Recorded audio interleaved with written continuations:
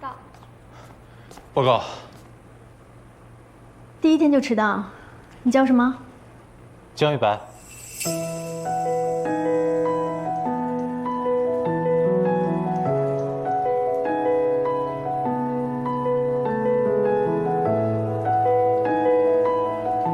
坐林之夏旁边吧。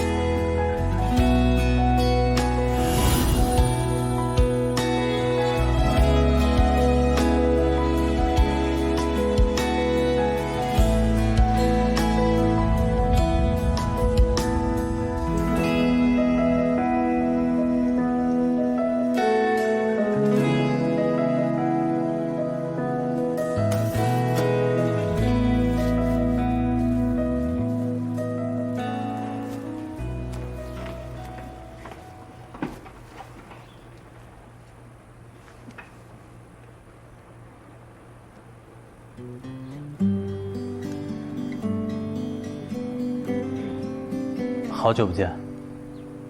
好久不见。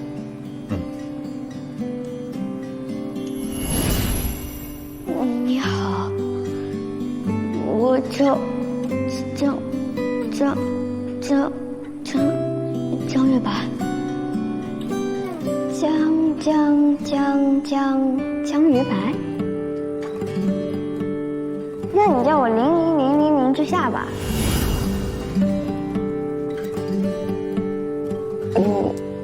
长得好高啊！是啊，长大了吗？热烈的阳光，温热的海风，清凉的海浪，让这个城市总是夏天的模样。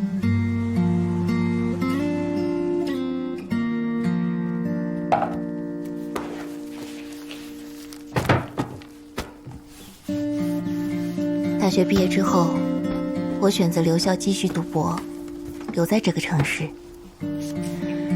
也许是心底暗暗觉得，只要我在这里，那年的夏天就一直没有结束。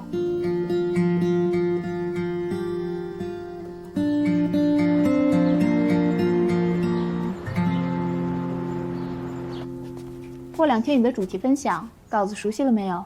弄好了，随时可以上台讲。现在电子产品都很便宜，你要是喜欢这种电子表的话，换个智能手环多方便，还能记录睡眠心率什么的。不一样，你不知道，这块手表以前还能显示是星星，可它都坏2年了，谁戴不显示时间的表啊？我。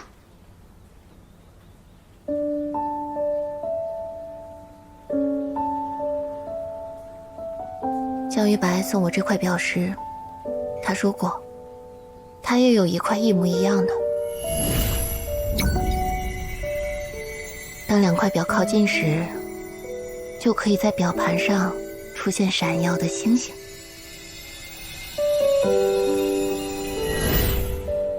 虽然它早已不显示时间，虽然另一块表的主人消失在茫茫人海，但我依然带着这块表，就像带着一个沉默的宇宙。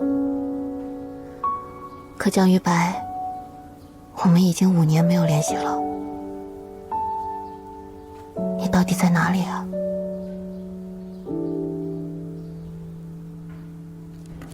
你听说了吗？今天是咱们学校林博士给我们上分享课。啊，是吗？哎，听说他当年是保送到清北的。来了。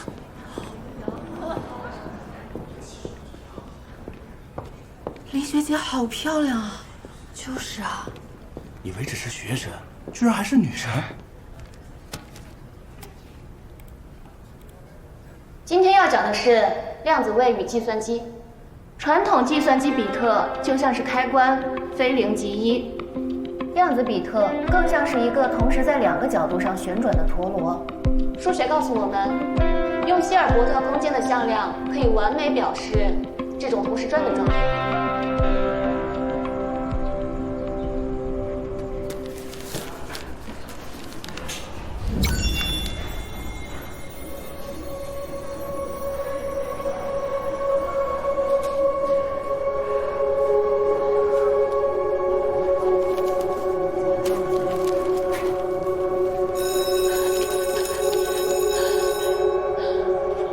这个寻常的午后，星光毫无征兆地亮了。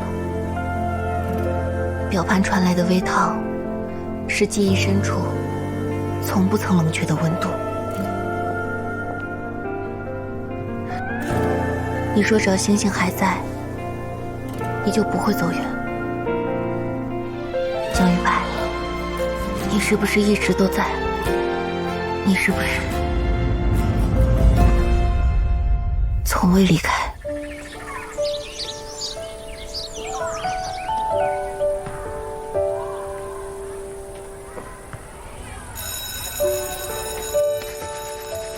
同学们，我们今天来学一首古诗，叫做《独坐敬亭山》。我念一遍，大家跟我一起读一遍。独坐敬亭山，独坐敬亭山。唐·李白。人类是群居生物，这是生物学共识。但在10岁之前，我的社交数据始终显示为异常值。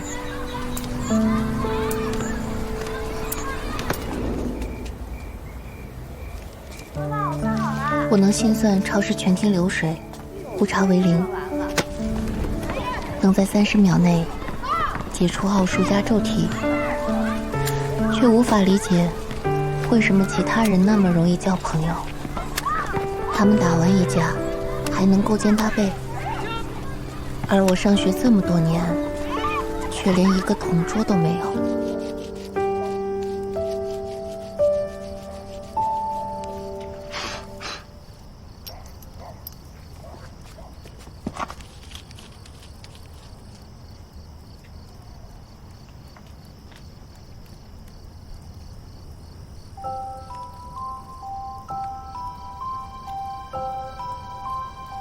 那是我第一次看到流星，也是那个时候，我许下了一个愿望。我想要做一个坚强又乐观的人，我还想要一个好朋友，我和朋友能互相理解，互相支持。希望它能早点实现。没想到那天以后，我的生活真的发生了变化。莫老师，你看啊，这就是小白在新加坡的成绩单，都是 A 的。小江同学很优秀嘛。老师，我只做第一。有志气。但是呢，在我们学校，这可不容易哦。老师，我会努力的。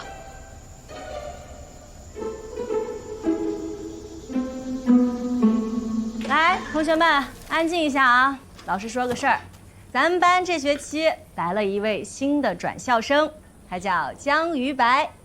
江碧鸟于白，山青花欲燃。江于白同学啊，之前在新加坡上了3年的小学。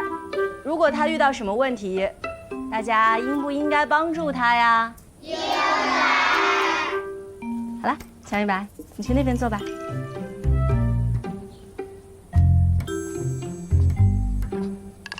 那大家把课本拿出来，我们现在上课了啊。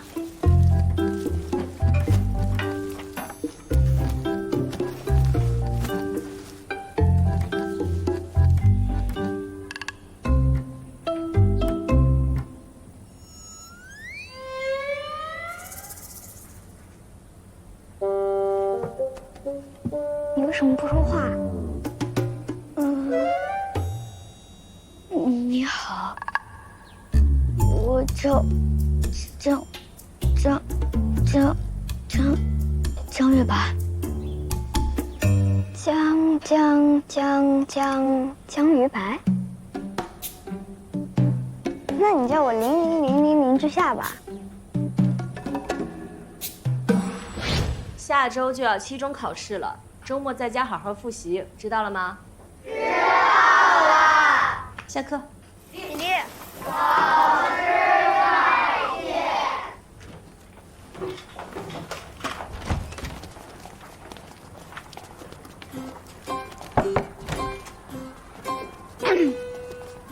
林之夏，这次考试我可以超过你。你的意思是，这次期中考试，你肯定可以超过我，做年级第一？这一次，我肯定，应该，大概是年级第一。江玉白，我们刚开始做同桌，你好像还对我没有一个很全面的了解。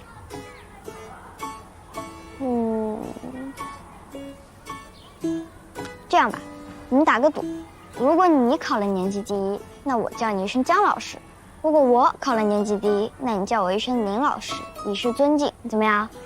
好啊。唉，没能叫成林老师，可惜呀。不，你还是得叫我林老师。哎，林之夏，我可没输你啊。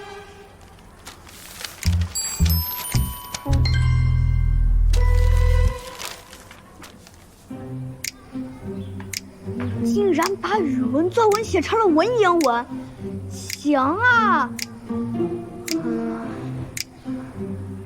林老师，啊？什么？你最后叫我什么？林老师。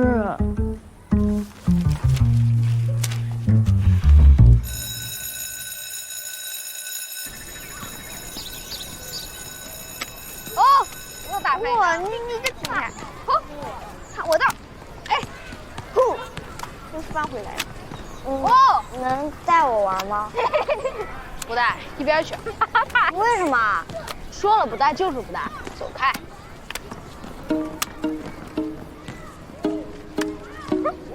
鸡巴大军！哦，我有2张神木棒。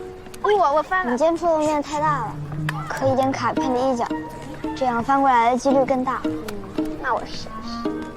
林之夏，你烦不烦？再不走，别怪我不客气。哇！果然翻了，这招归我了。林之夏，你这个怪胎，你不走是吧？我们换个地儿玩去。走，换个地儿。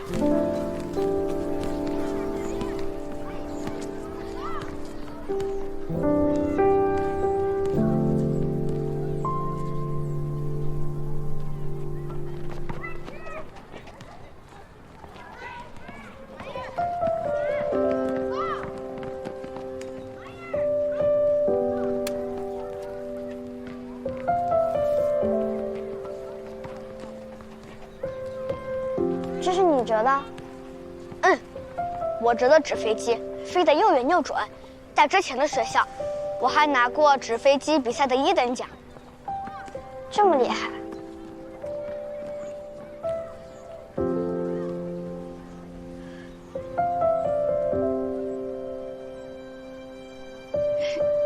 林之夏，你在想什么啊？江玉白，你闭上眼睛。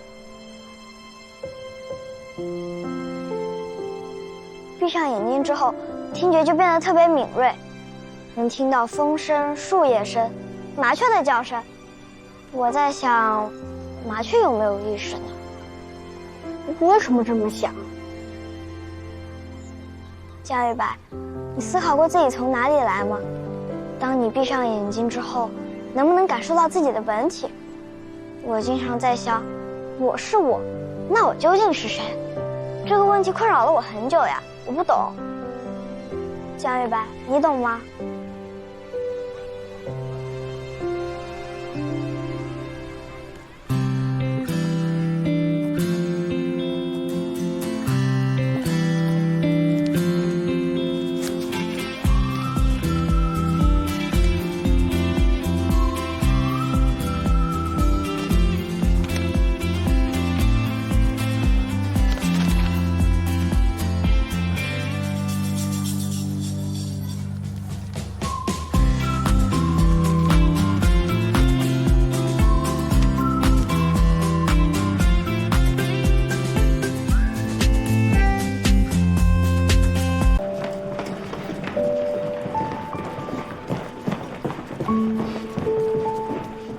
江玉白。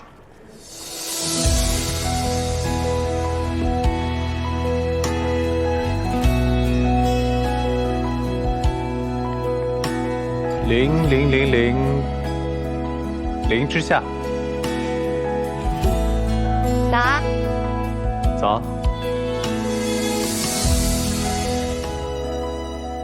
不考虑空气阻力，不考虑摩擦，说一辆汽车以30米每秒的速度在行驶，司机呢发现前方有危险，经过0.5秒的反应时间之后开始刹车。若危险点离司机的初始距离为60米的话，那么汽车是否会发生危险？汤婷婷，你来回答一下，是否会发生危险？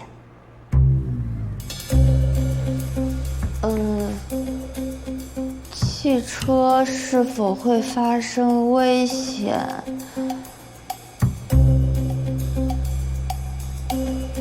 会，它肯定会发生危险。行，你先坐下吧。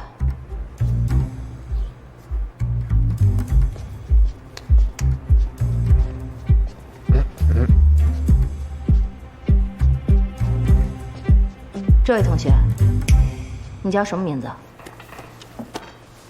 我叫林之夏。林之夏同学，你别以为我看不见，在讲台上看下面，每一个小动作都一清二楚。你听课了吗？就帮人家传答案。来，你说说理由，为什么会有危险？汽车在105米的时候才会停下，105大于60，所以会发生危险。老师，我在听。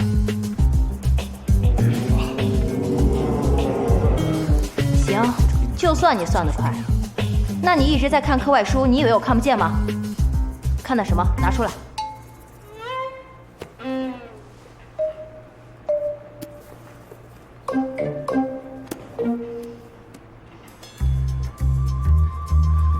你在看这本？高一的物理知识我已经学过了，我就想看看其他不了解的知识。那这也不能上课看呢，是不是？这也属于课外书啊。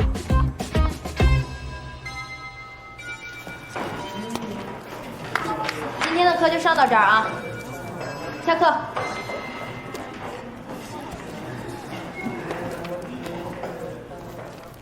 上课的时候呢，你也得这样看课外书，得照顾一下老师的面子呀。这也算课外书吗？我看看。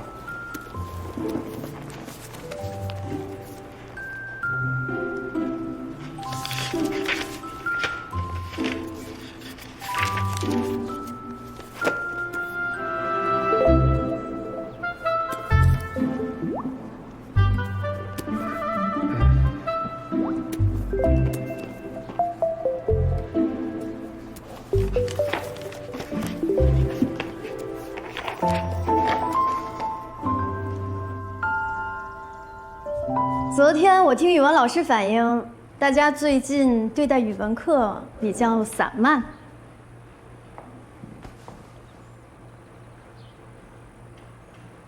我能理解，历年来所有实验班的学生都比较重视理科，逻辑思维能力比较突出，所以你们很习惯解出一道题那一刻给你们的即时反馈。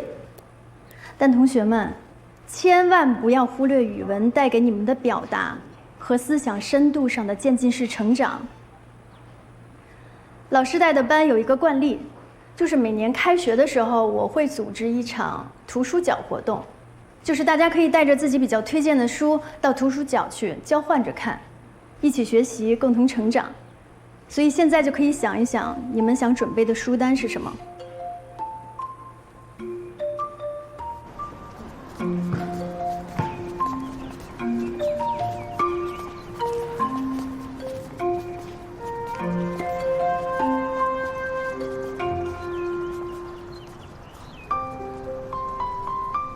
还喝这个吗？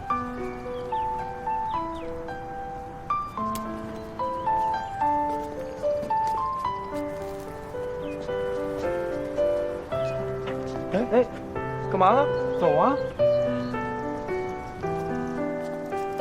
图书角活动，你准备拿哪本书啊？还没想好。我肯定能一眼就认出你推荐的书。这么自信啊？那我肯定也能一眼认出你的。你还和小时候一样好胜哎。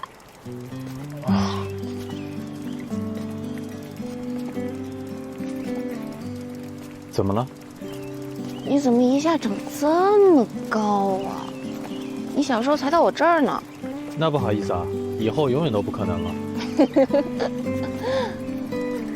太好了，我们比昨天熟了很多。是啊，多亏你，有话就说，从来不憋着。昨天憋了一天，其实很不像我了。你知道的，我没什么朋友。你走之后，我有尝试去结交新朋友，所以我很努力的去搭话，一起去上厕所。但努力了一段时间，我就发现，人这个东西的确是有局限性的。交朋友这方面，我确实不擅长。同频的人是会自动吸引的，所以不需要强行干预。你看，我们不就又见面了吗？我觉得你变了。哪儿变了？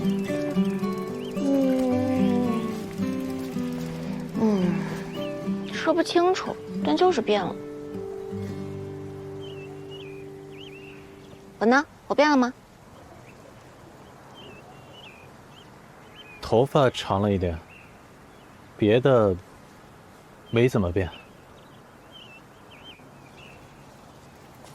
其实我一直想问你，你这次为什么回来啊？因为你啊。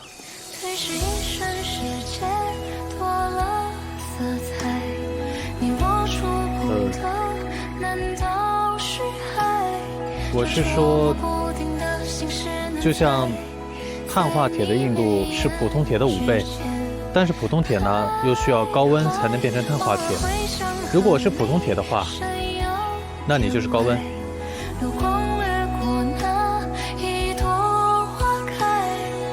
我真的是因为你才回来的，因为我觉得和你在一块，我可以变成更好的我。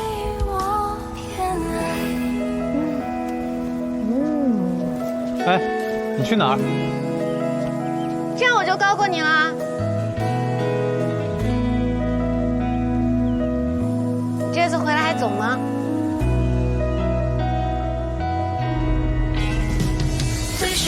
高中肯定不走了，然后我们一起上大学。好啊。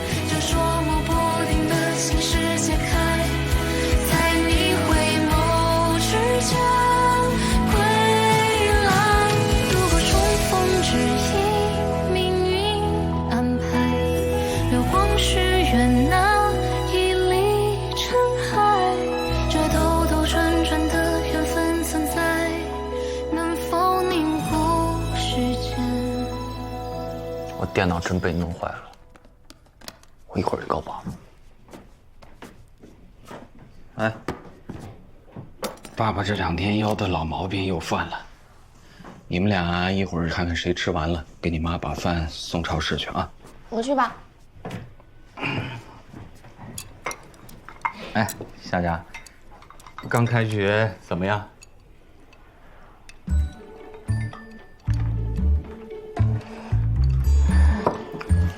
别的都还挺好的，就是不知道为什么哥哥不让我在学校里认他。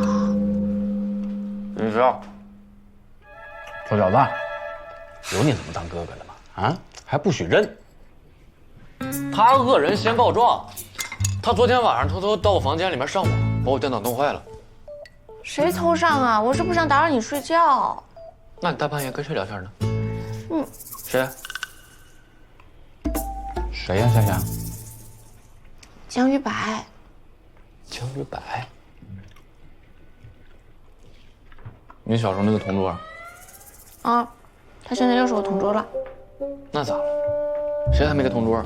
哎，行了，别吵吵了啊，赶紧吃完，给你妈妈送饭去。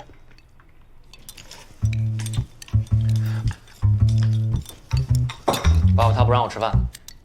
我没有。你们两个。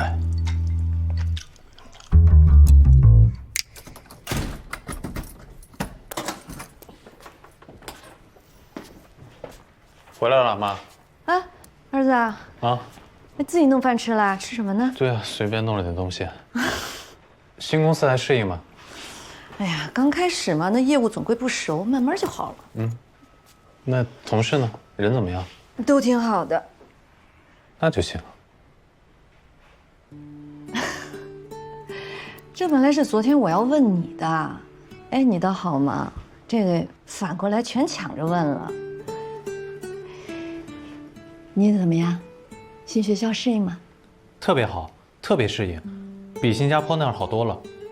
咦，这看来对高中生活很是满意啊。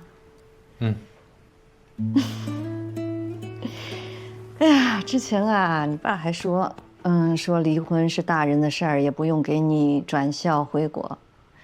我就跟他说了，我说儿子肯定是想回来的呀，你好朋友都在这边嘛，对吧？啊，而且，你不也不喜欢那边吗？对啊，我好朋友也都在这边呀。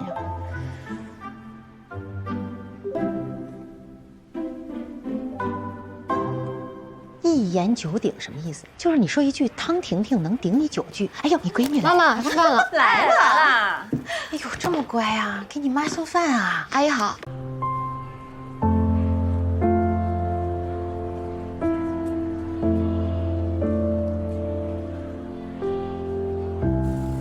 还在因为金百惠的事不开心啊？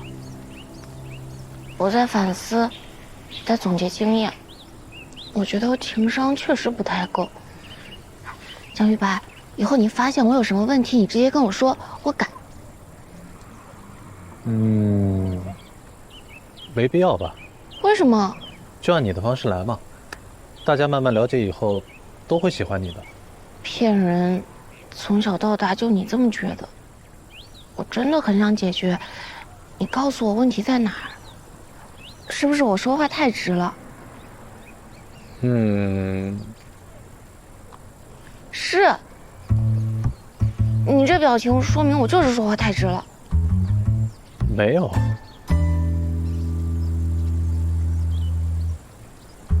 我该不会以前也说过什么话伤害过你吧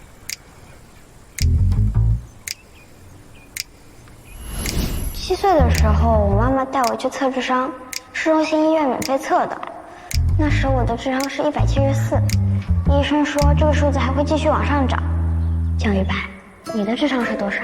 比我聪明吗？没有，我哪有这么小心眼？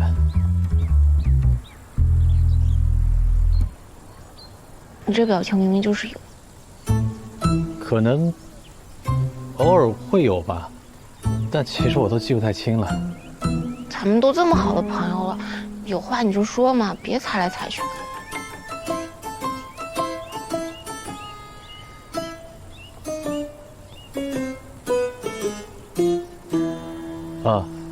就比如4年级上半学期，我这么久的事情都记得。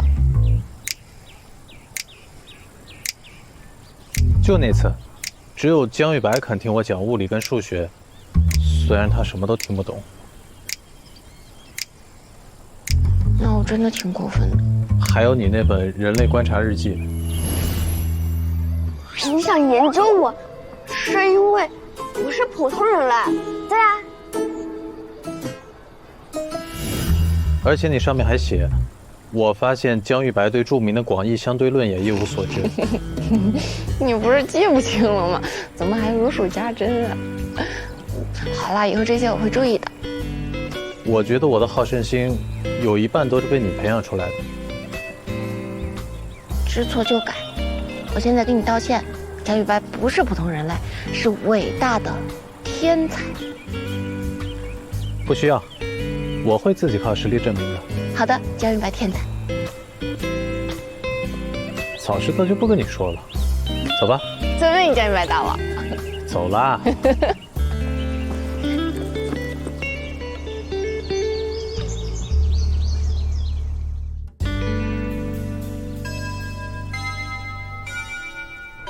再耽误大家2分钟的下课时间，这个月底有一个全省的希望之星数学竞赛，会在市里举行。这个竞赛呢是3人的团体赛，所以感兴趣的同学可以自行组队参加。报名表要在下周5之前交给我，好吗？来，传一下。下课吧。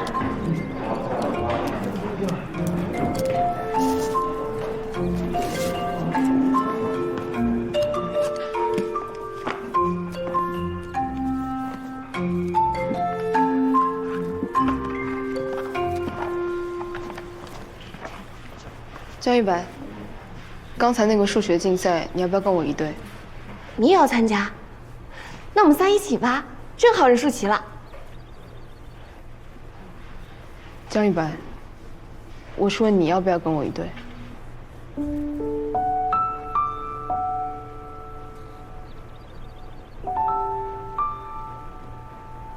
？3省6部制是中国隋唐至宋元时期中央官制的核心体系，标志着中国古代官僚制度的成熟。它将中央行政机构分为决策、审核和执行3大系统。跟江一白组队，数学竞赛就是手到擒来，我们早就是所向披靡的充分条件。不过赛前我得帮他把概率题再捋一遍，他总在贝叶斯公式那儿卡壳。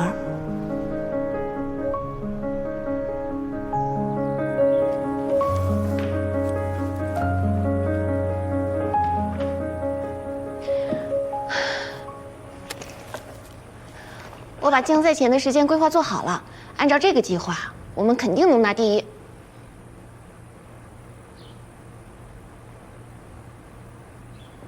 林之夏，我不能跟你组队。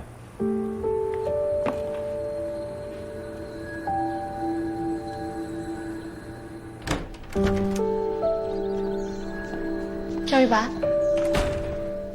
你过来一下。你为什么不和我一起组队参加竞赛？林之夏，只要我们一起组队的话，这个比赛就没有悬念了。或者说，只要有你参赛，这个比赛就没有太大的悬念，因为你一直是第1名。说实话，你确实是我见过最厉害的人。和我一起当第1名不好吗？不是不好，只不过我不想靠你赢，我更不想当什么天才的队友。我也想看看面对同一场比赛，我们的差距到底有多少。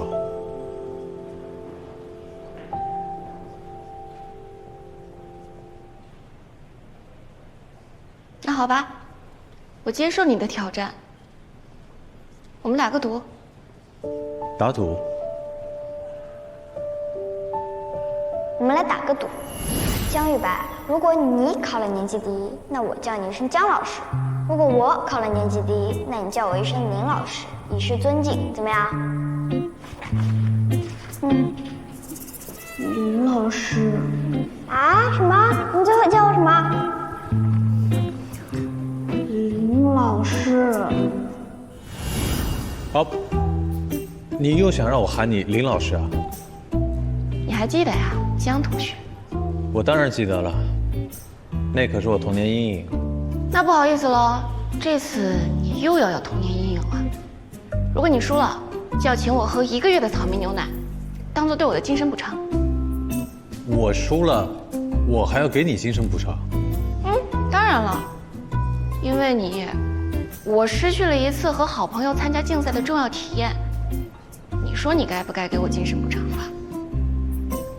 那万一我赢了呢？你赢？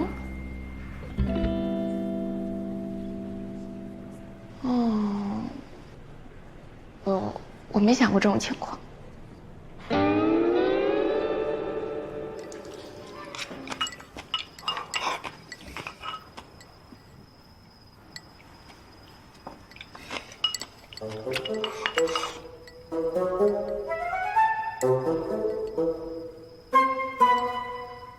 你有什么话就说。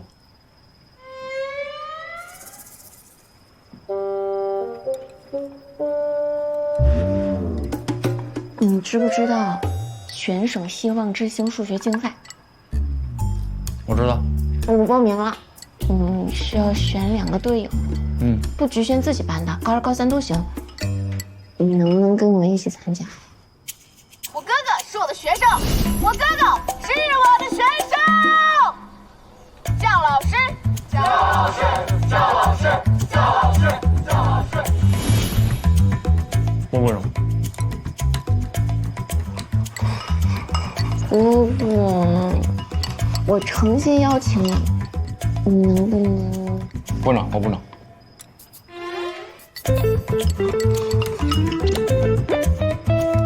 你装可爱的样子真的很丑。我吃饱了，自己琢磨。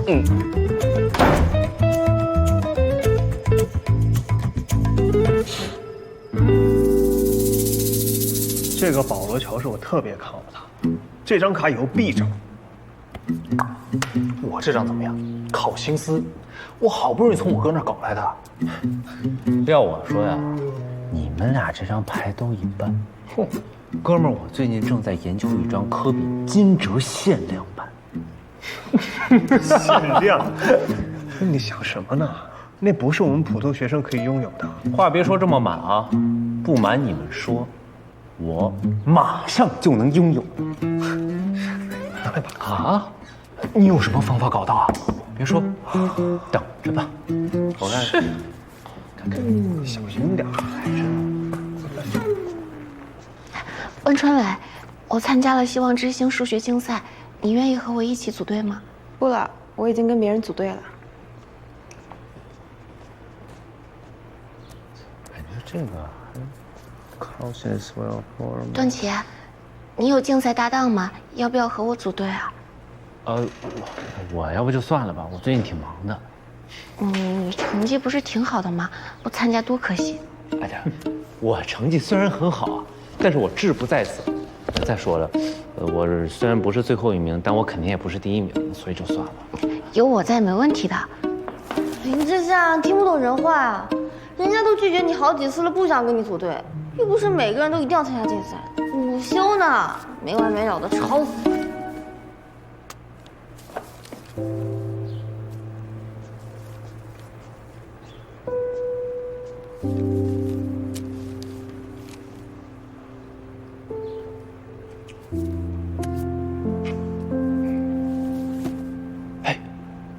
老大，我觉得你这是不是有点太针对人了？我们仨刚那声音比林之夏大多了，你怎么就冲他发脾气？闭嘴，你也烦。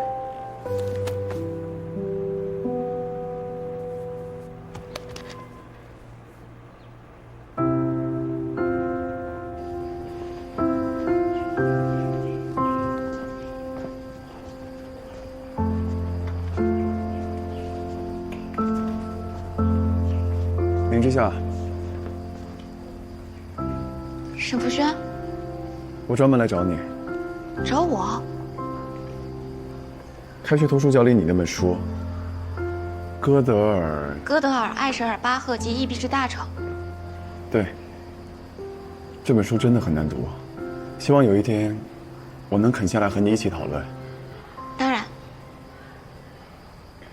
数学竞赛，你找到队友了吗？